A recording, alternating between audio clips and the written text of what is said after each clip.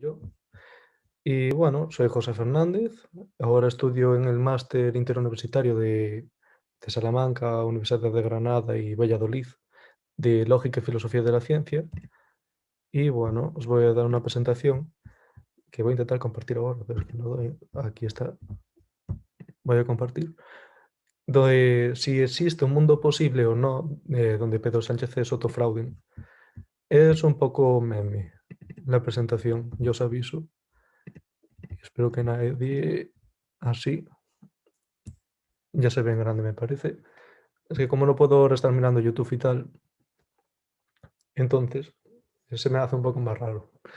Pero bueno, es una presentación simple, bastante reducida de lo que viene a ser la metafísica de mundos posibles y identidad transmundana, como veis, bueno, como vale el subtítulo. Entonces, ¿por dónde empezamos? Voy a beber. Bueno, la discusión de si existen los mundos posibles o no, ya empieza por un lado, no solo en metafísica, sino en nuestro propio lenguaje. Normalmente tenemos dos usos, que viene a diferenciarse. Estoy sin silencio. Vale. No, me quiero morir. Es que no veo mi ratón y quería anotar. Bueno, da igual. Entre un uso indicativo y un uso subjuntivo de nuestro lenguaje. El uso indicativo normalmente lo hacemos cuando damos oraciones que van a tener valor de verdad dependiente de cómo es un estado del mundo. Por ejemplo, hoy va a ser mi gran noche, como tengo ahí puesto, de Rafael. Es verdadero si y solo si efectivamente hoy es mi gran noche. O la mítica frase de Rajoy de un plato es un plato y un vaso es un vaso, en la que esto si se cumple en el estado de cosas actual. Sin embargo, hay otros tipos de usos lingüísticos que tenemos, como son los tiempos verbales del subjuntivo o condicionales, en el que las condiciones de verdad no se ven tan claras como se ven en el indicativo. Esto se debe a que oraciones como tenemos aquí un condicional de un extracto de la canción de La Oreja de Van Gogh, de si fuera más guapa, un poco más lista, si fuera especial, si fuera de revista, bueno, pues tendría el valor de cruzar el vagón y preguntarte quién eres. Entonces ahí estamos dando ciertas condiciones que no se dan ahora, pero que si se dieran, entonces sería verdadero el consecuente. Y después tenemos un modo subjuntivo, es todo un modo, todo un modo en el que ese tipo de tiempos verbales se nos dice de no diríamos que son verdaderos en el modo de que las oraciones indicativas nos dicen, en plan, cuando dices guerra, ojalá llueva café en el campo, no puedo decir de que es verdadero en el mismo sentido que ese lo diría en indicativo, que es llueve café en el campo, porque puedo corroborarlo, verificarlo o falsearlo, dependiendo de la posición que cada uno mantenga. Pero en este tipo de tiempos verbales no podemos tener este tipo de criterio para verificar o no, determinar cuál vendría a ser Dios para...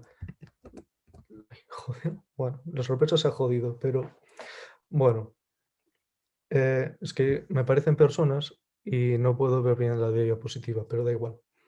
Entonces, no se me da igual el subjuntivo, no lo puedo garantizar del mismo modo. Entonces se plantea ciertas, ciertas,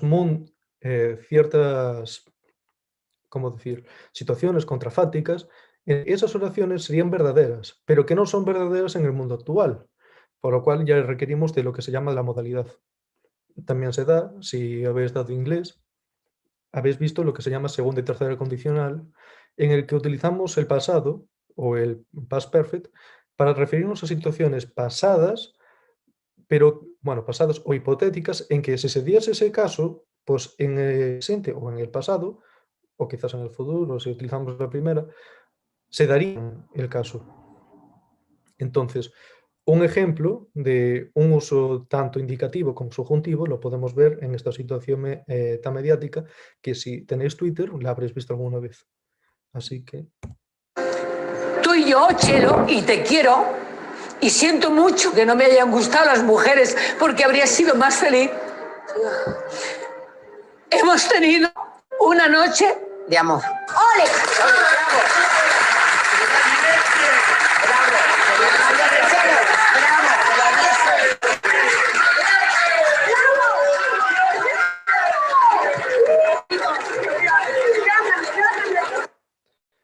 Entonces, Bárbara Rey, si me hubiesen gustado las mujeres, habría sido mucho más feliz.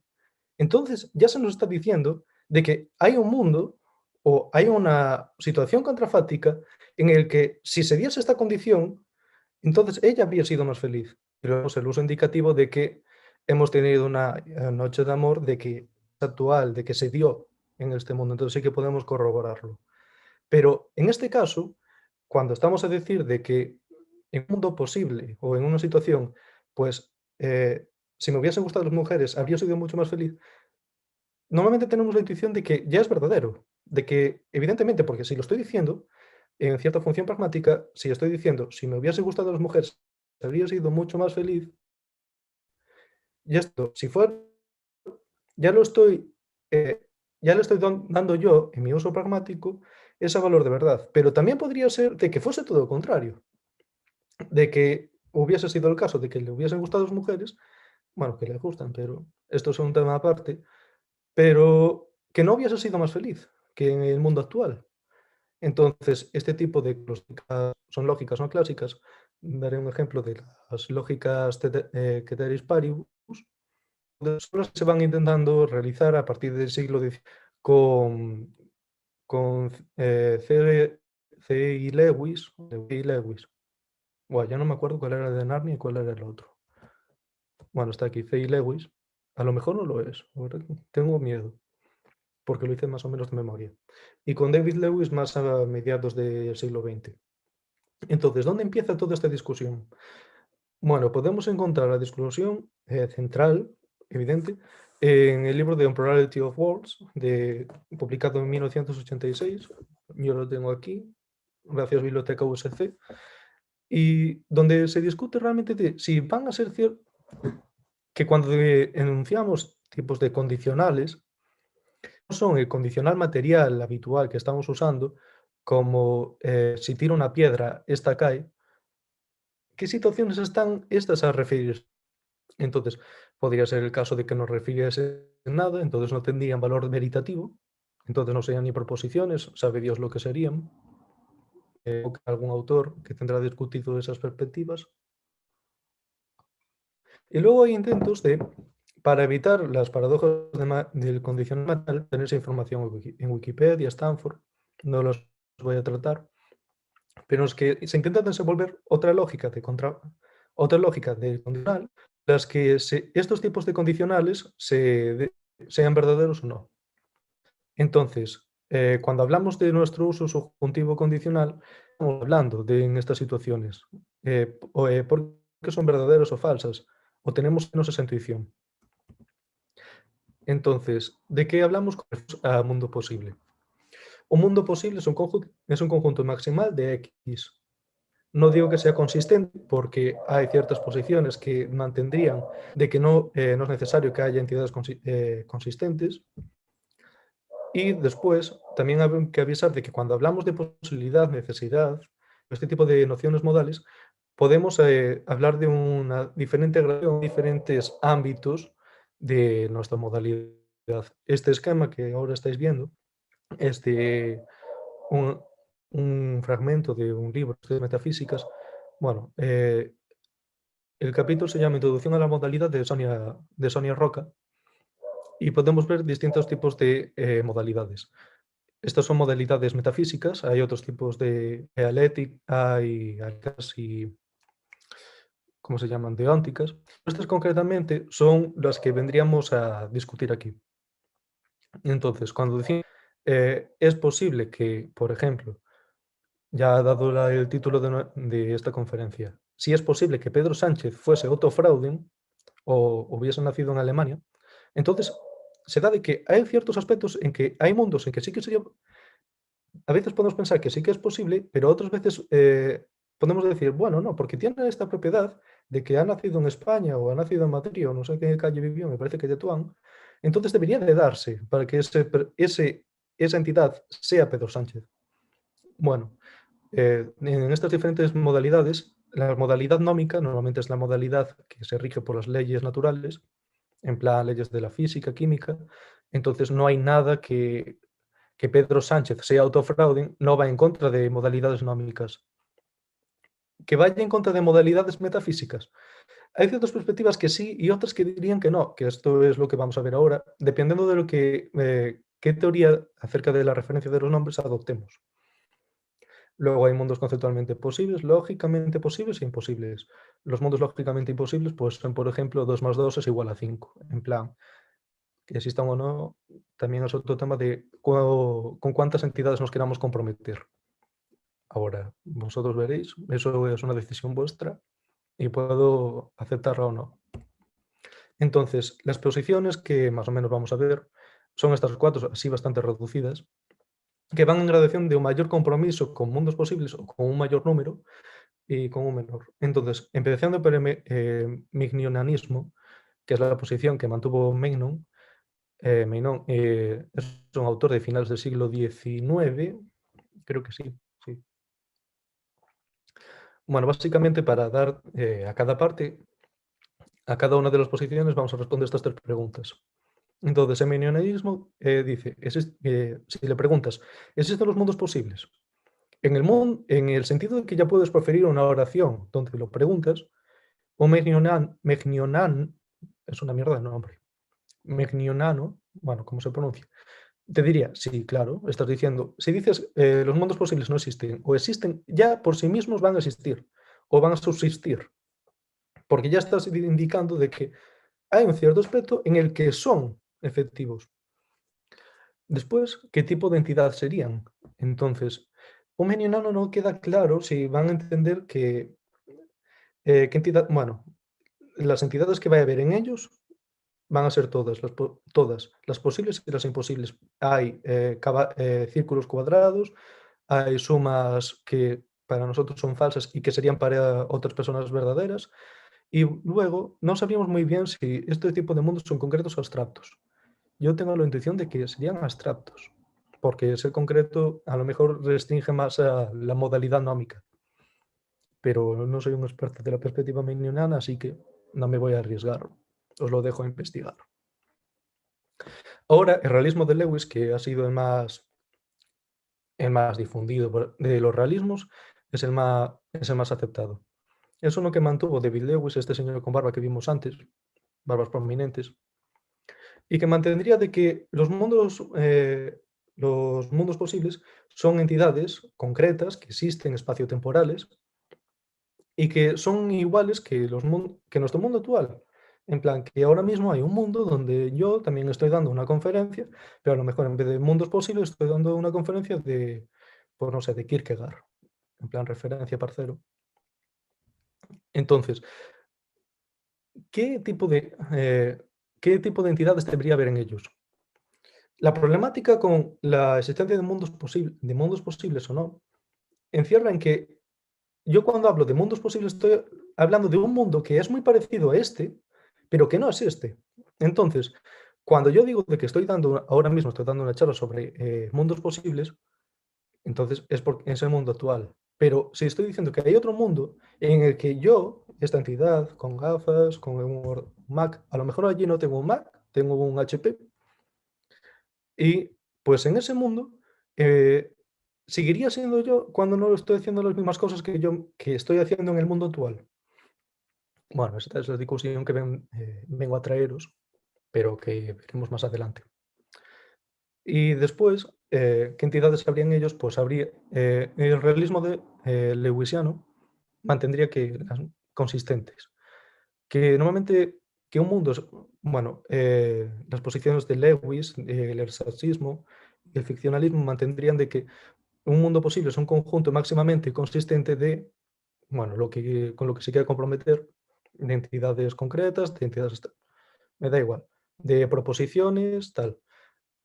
Pero en estos mundos, dado un mundo, es semánticamente completo, porque de ellos puedo decir una proposición o su negación. En plan, nunca voy a tener para un conjunto de oraciones que no voy a poder deducir una de las proposiciones.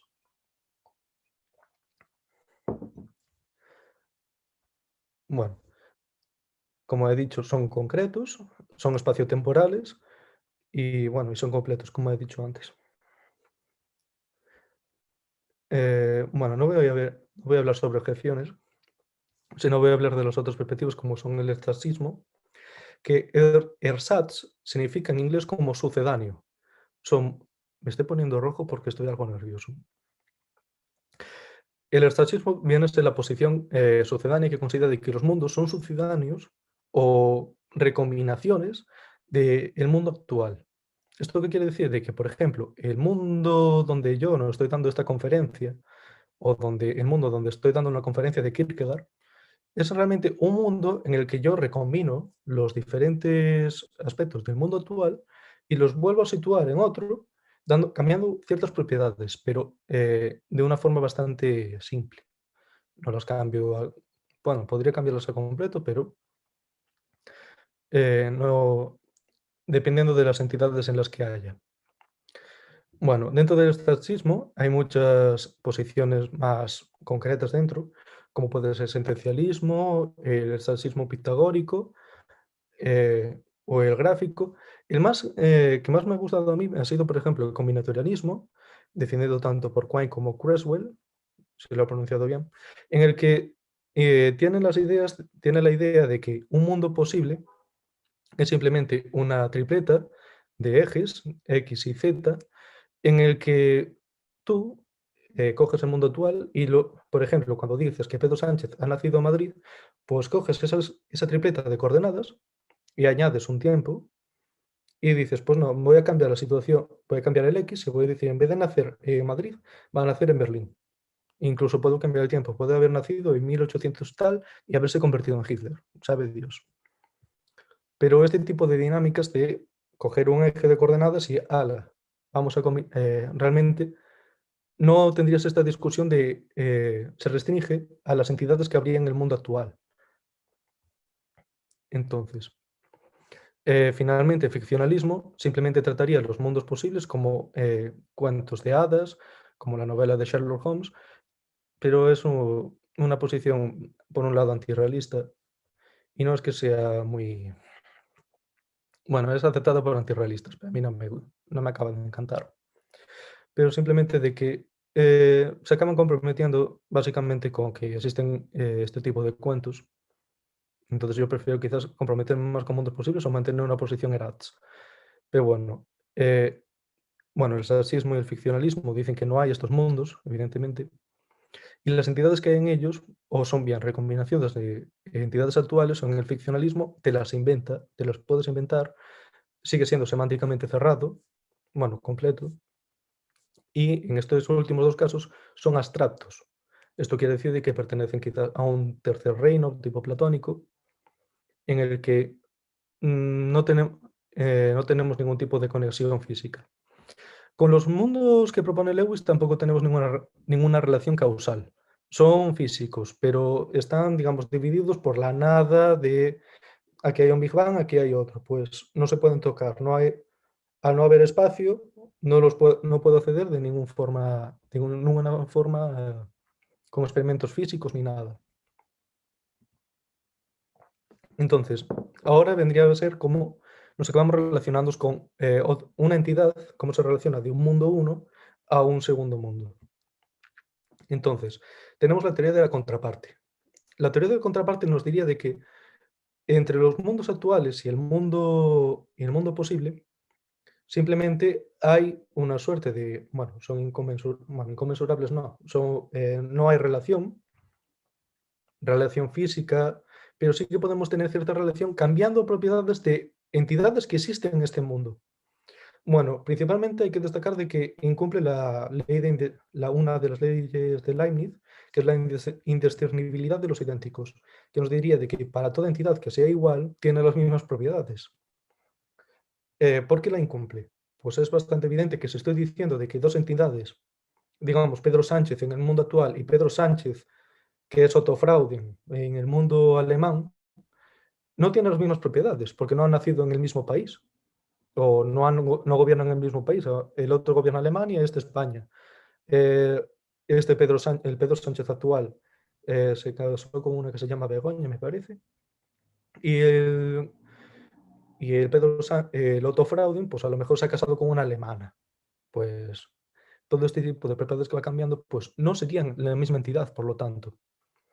sí que cumpliría la identidad de los indiscernibles, que es otra de las leyes de Leibniz, que es de que si tienen las mismas propiedades son la misma entidad, pero esa no está discutida, normalmente está bastante aceptada. Y en la Stanford aparecen tres criterios para identificar bueno, tres criterios que podemos aceptar los tres, aceptar solo uno, pero como nosotros vayamos viendo.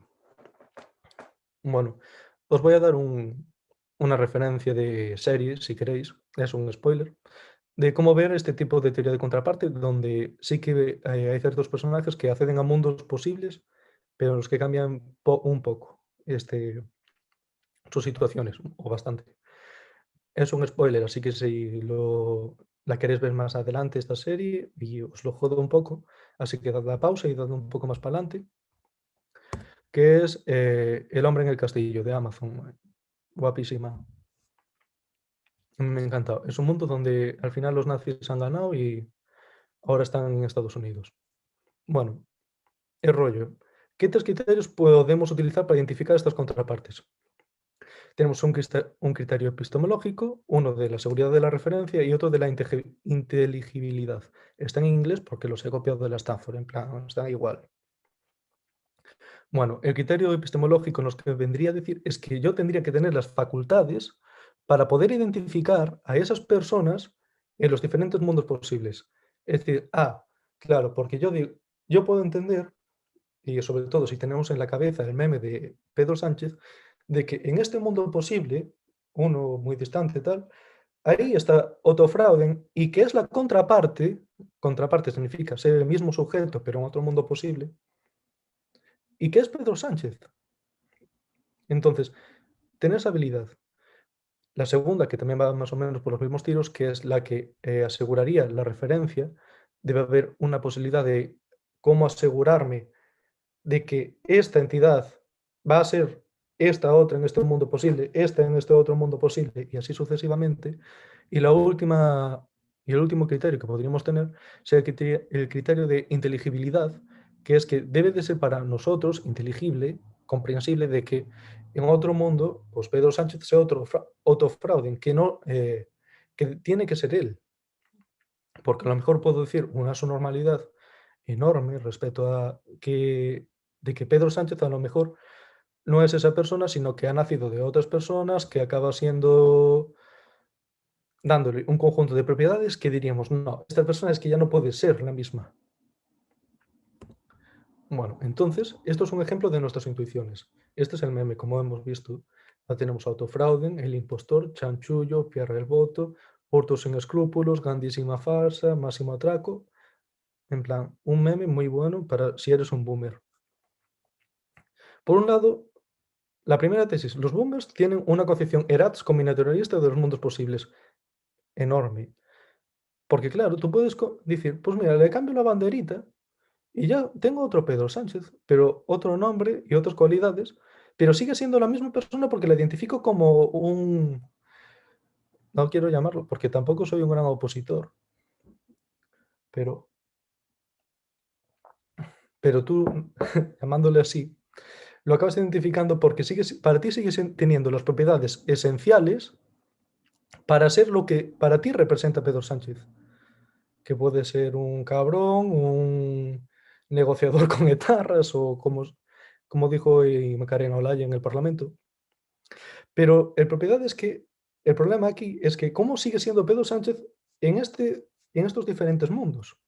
Entonces, aquí tenemos este gran mapa. El Pedro Sánchez sudafricano no sabía qué hacerle, entonces se ha puesto Nelson Mandela. Pero bueno, es igualmente guapo y además bueno, comunista, pero una mejora bastante buena. Entonces, podemos ir viendo cómo hay un tipo de relación que establecería este meme de cómo Pedro Sánchez puede cambiar las propiedades, pero siguiendo siendo Pedro Sánchez, o al menos para mí y para muchas otras personas, sigue siendo identificable esa persona como Pedro Sánchez. Entonces, la gran pregunta ¿es Pedro Sánchez en el mundo actual y Pedro Sánchez italiano máximo atraco? Podría ser máximo atraco. Me hacía más gracia el italiano por el efecto de la pizza.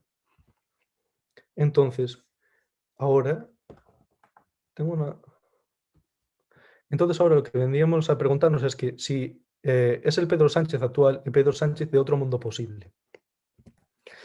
Este tipo de lógicas, las lógicas Ceteris Paribus, son las lógicas que las descubrí aún hace poco, que las estamos dando en una materia del máster. En plan, no soy superdotado ni nada, aunque no lo parezca.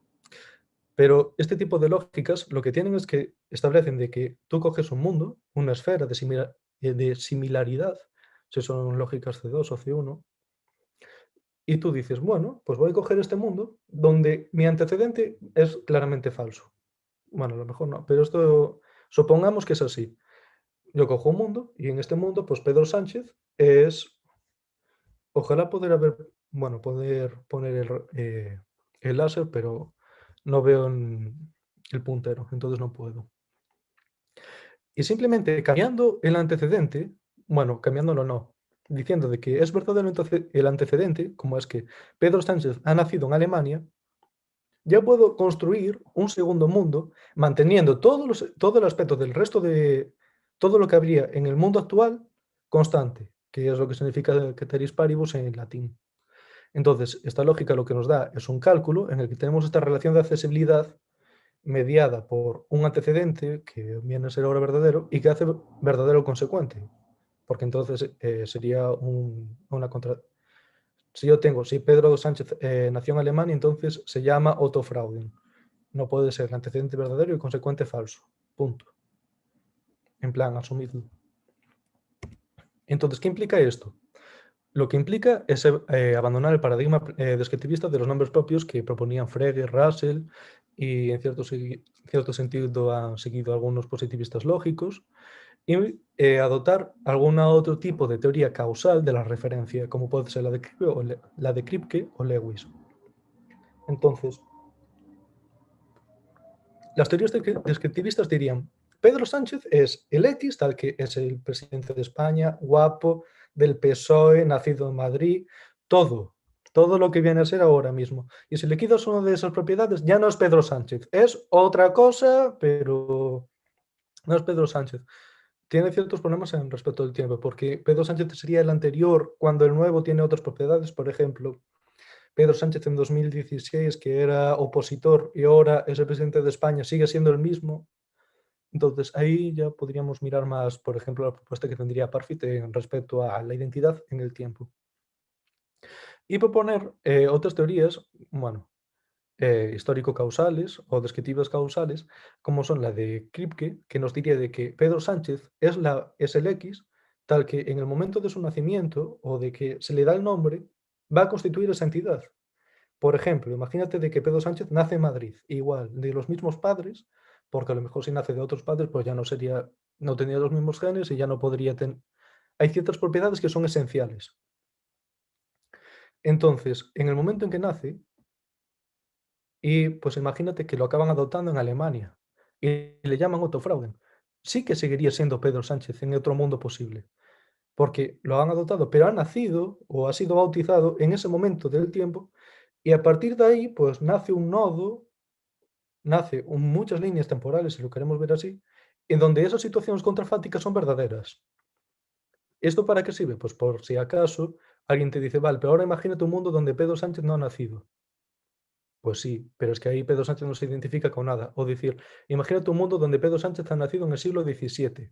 Ya no sería Pedro Sánchez, aunque a veces tengo intuiciones de que sí, pero es porque tenemos, tenemos ese tipo de pensamiento contrafáctico de que, sí, es verdadero. Y bueno, luego está la propuesta de Lewis, que es una mezcladilla entre ambas, en el que sí que tenemos descripciones, pero son descripciones tan a la mínima de que lo puedes identificar en muchos mundos posibles hasta que llega a un momento en que dices, bueno, ya no es este Pedro Sánchez, ya es otra persona porque se ha pasado de propiedades. Entonces, ¿esto qué significa? Una revitalización del esencialismo.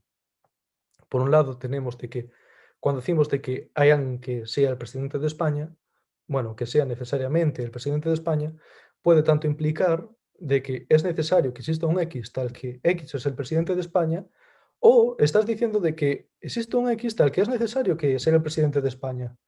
La diferencia entre la primera y la segunda es que la primera estás diciendo de que es necesario que haya un X de todo el dominio, de todo mi mundo, que sea el presidente de España.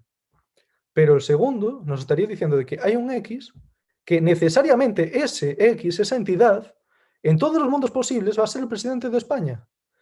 Entonces, si quiero mantener un esencialismo al tipo habitual que mantenían ahora Lewis, quizás creo que no, debería de revisarlo. Pero ese tipo de esencialismo, por ejemplo, Nixon, si no, sería la misma persona si hubiese nacido, si no hubiese ganado las elecciones en 1964, me parece.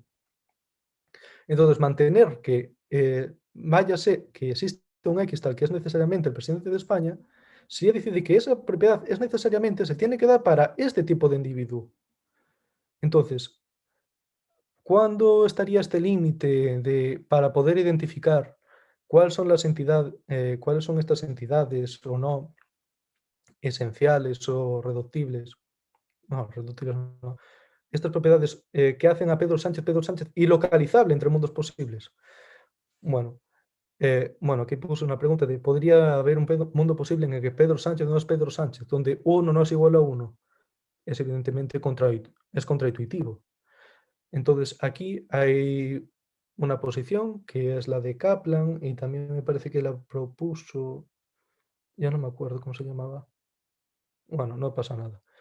Kaplan en general, no me acuerdo que estaba en el libro de Lewis, que es el aceitismo, que vendría a ser como que las propiedades esenciales que tiene un individuo entre mundos posibles son simplemente, no son como es presidente de España, sino que no son como los qualia, pero de los mundos posibles, porque no son decibles o no son transmitibles, y es algo que constituye a una entidad porque sí.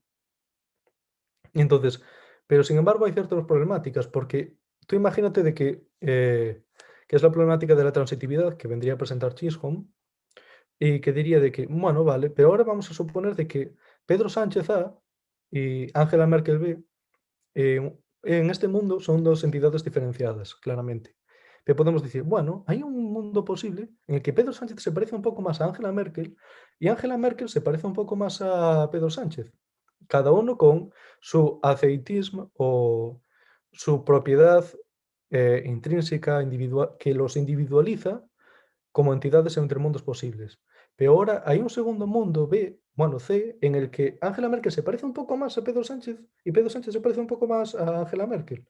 Y así sucesivamente, hasta que Angela Merkel casi se parece completamente a Pedro Sánchez, salvo por esa propiedad que lo hace individual como Angela Merkel, y Pedro Sánchez resulta de que es tan parecida a Angela Merkel, excepto por esa propiedad de que es localizable como Pedro Sánchez. Entonces, ¿realmente seguiríamos nosotros manteniendo de que son la misma entidad, que sería Pedro Sánchez en el mundo A y en el mundo Z, Pedro Sánchez Merkel, la misma entidad? Bueno, para Chisholm no, por eso es su problema.